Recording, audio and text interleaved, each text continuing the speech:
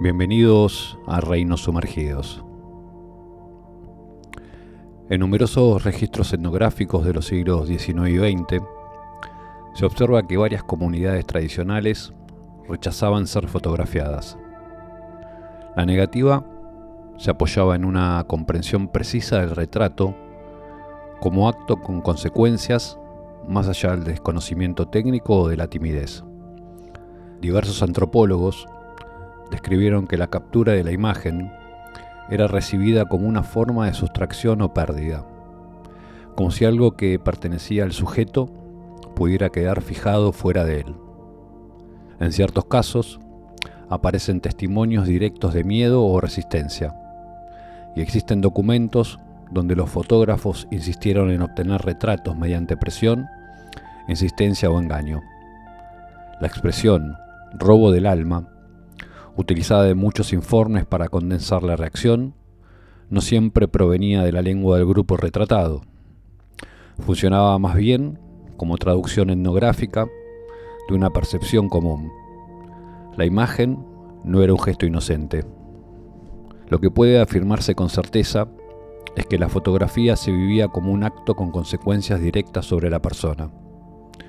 La figura obtenida se concebía como un desprendimiento del individuo, una partición que separaba algo de él y lo entregaba a la mirada o a la custodia de otro. Esa transferencia, comprendida por los etnógrafos o por las propias comunidades, era interpretada como pérdida o desplazamiento de un elemento constitutivo de la persona, algo que debía permanecer en el círculo íntimo y no pasar a manos ajenas. El rechazo documentado forma parte de un patrón recurrente. La idea de que una imagen afecta, modifica o expone a quien representa aparece de manera consistente en múltiples contextos históricos y religiosos. Tradiciones iconoclastas o anicónicas establecieron restricciones severas porque consideraban que la figura visible ejerce un poder real sobre el sujeto o sobre la comunidad que la venera.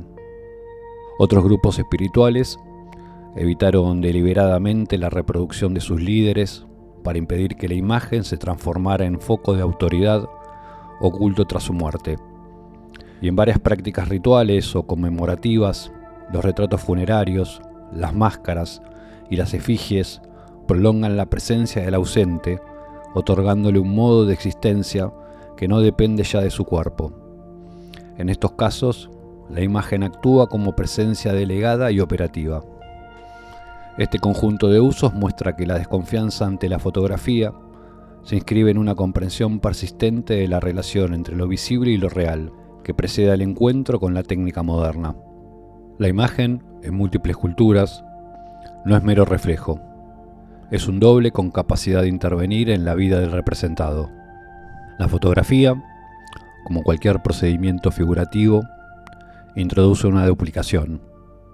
La figura obtenida deja de pertenecer al sujeto y pasa a depender de quien la posee, conserve o distribuya.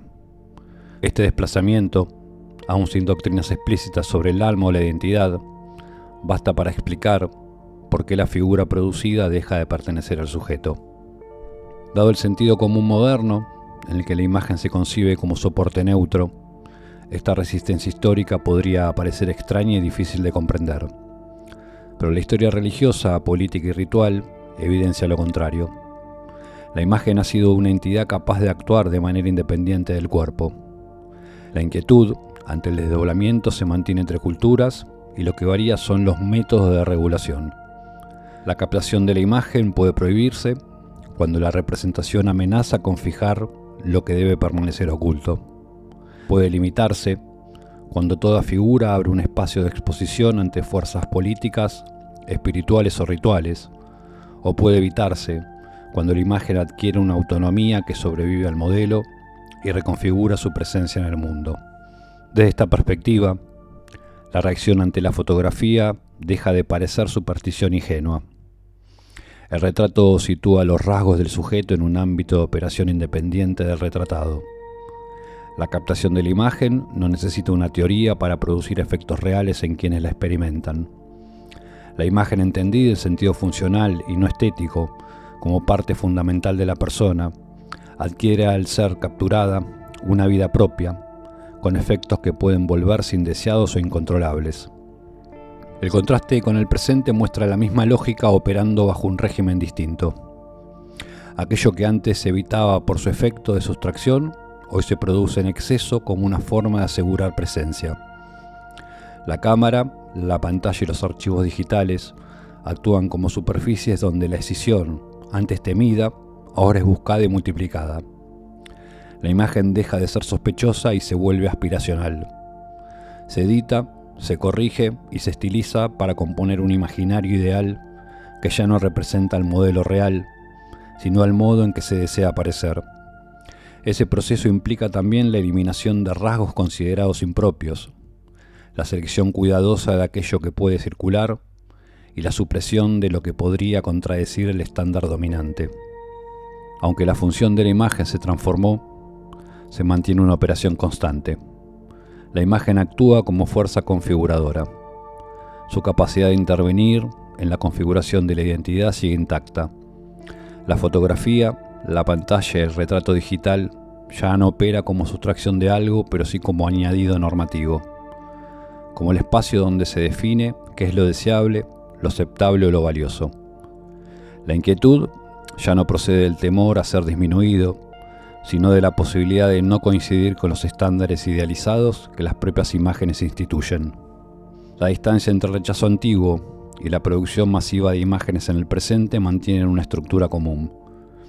En ambos casos, la imagen ejerce influencia sobre la manera en que las personas se interpreta a sí misma y sobre el modo en que es interpretada por los demás. La figura entra en un régimen de circulación, archivo, modificación y desaparición fuera del control pleno del individuo. Y sin embargo, su existencia condiciona comportamientos, expectativas y formas de reconocimiento. En el mundo contemporáneo, ya no se cree que la imagen extraiga algo del sujeto, pero sí que establece muchas obligaciones. Sí fija un ideal. La distancia entre esa figura y la existencia real adquiere peso normativo. Se transforma en criterio de ajuste y medida de valor. La identidad se vive como algo que debe alinearse con la imagen proyectada. Por eso, la diferencia entre evitar la fotografía por temor a la pérdida y producirla para garantizar presencia no constituye una oposición real. Ambas concepciones comparten la misma estructura profunda, donde la imagen cobra protagonismo. Modula la comprensión que la persona tiene de sí misma y determina la manera en que es tratada por los demás. Los pueblos que rechazaban la fotografía intuían algo esencial. Cuando una figura se separa del cuerpo, interviene en la vida. Llegamos al final. Les dejo esta frase de Roland Barthes que capta el espíritu del episodio para que los acompañe hasta el próximo encuentro. En la fotografía, lo que veo no depende de mí. Es el otro quien entra en mí como imagen.